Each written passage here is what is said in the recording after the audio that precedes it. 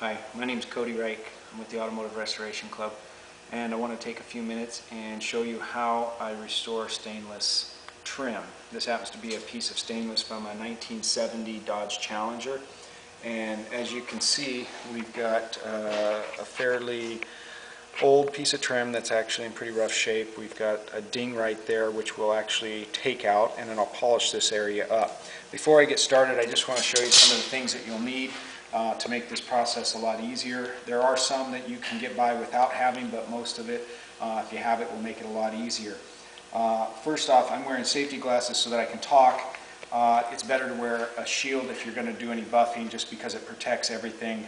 Using a buffer can definitely be a little bit dangerous.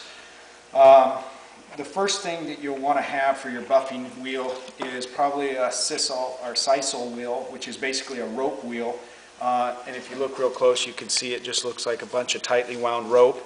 And this is a very aggressive wheel.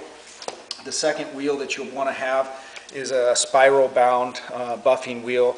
This one has very tight spirals that are sewn in to make it a little more firm, but it's still a fairly soft wheel. You use this with a cutting compound, and it will buff out real good. This is a loose wheel. This is for your final finish when you're going to do a final polish on your trim.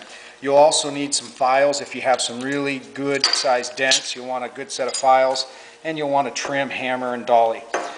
You'll also need some sandpaper. I use 150, 240, 320.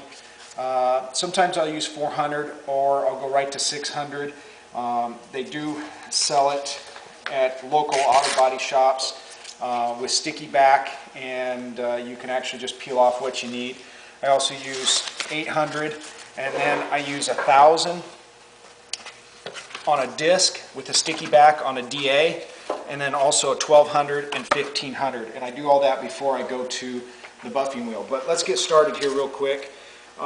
So first thing I want to do is clean this area off. So I use some lacquer thinner. You can use almost anything as long as it'll clean the area. Stainless is pretty much pretty durable and will withstand a lot of chemicals. But by having a clean area to start with, you'll be able to see what you're doing. You'll also not gum up any of your sandpapers.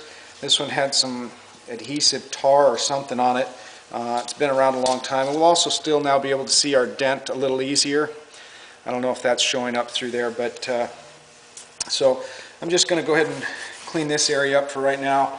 I'm going to move this because it's flammable and I don't want it here anymore. So now that that's out of the way, what I'm going to do is I've isolated where my dent is, and if you flip it over, it's really, really easy to see on the back side. You can see that dent right there at the tip of my fingertips. So I'm going to go ahead and place it on the dolly. Now, with this situation on the hammer here, I want to try to hammer, so I'm hammering basically flush to the dolly and the hammer, and I'm just going to squish. I'm basically squishing the stainless between it and flattening it out. So it doesn't take really hard blows. Start soft, and if it's not working out, you can go ahead and add a little bit more power.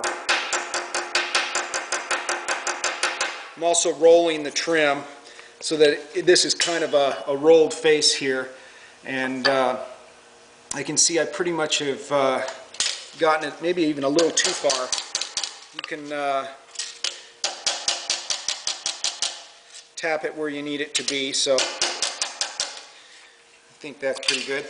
So I've gotten basically the dent out. Now I want to take a file and take that area, and if you look really closely as I file, you'll see that the area will start to file flat, and you can see the high and low spots all evening out. So based on this, I can see that I bumped it a little too much, so I've got a little bit of a high spot. So I'm going to bring that high spot down just by filing it, and you can see it start to turn silver evenly throughout the whole area. So if I go the other way, I can see it a little easier too.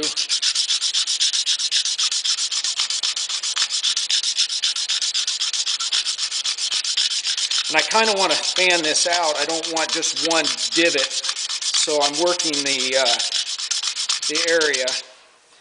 I've almost got it.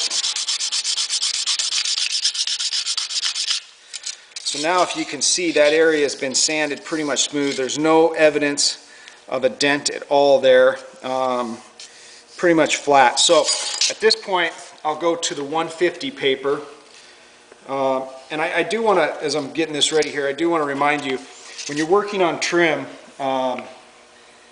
when you're doing your project, it's exciting to be at this point in your project because you're obviously working on one of the final steps, so it's pretty exciting time. But if you can remember, take this over to your project before it's painted. Make sure that it's all straight where you want it. You can bend it, you can twist it, you can modify your project a little bit, but to get a really good finish when you're all done, test fit it before you start working on it and polishing it, and that will definitely help out too. So now that you've got it filed down, take your 150 and just in one direction, you're just sanding out all the file marks. So stainless is pretty hard. Stainless is a very tough metal, so if you want to switch spots in your paper quite often because it's going to dull it pretty fast. So I don't know if you can see that, they're starting to come out pretty quick though.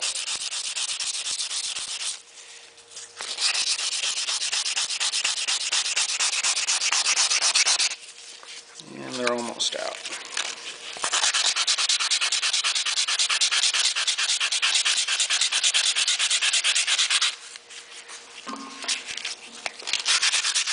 Okay.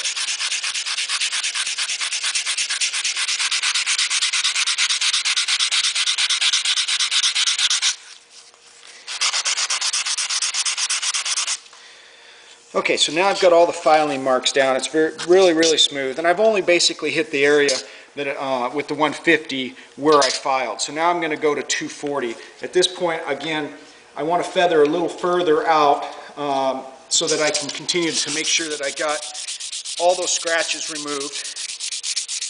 But I'm not going to any other area yet except for where I've repaired with the hammer and dolly and file. So you want to continue to make sure you get all the scratches from the 150 out. And this process isn't necessary if you don't have a dent. This is only if you're going to be repairing dents or very deep scratches.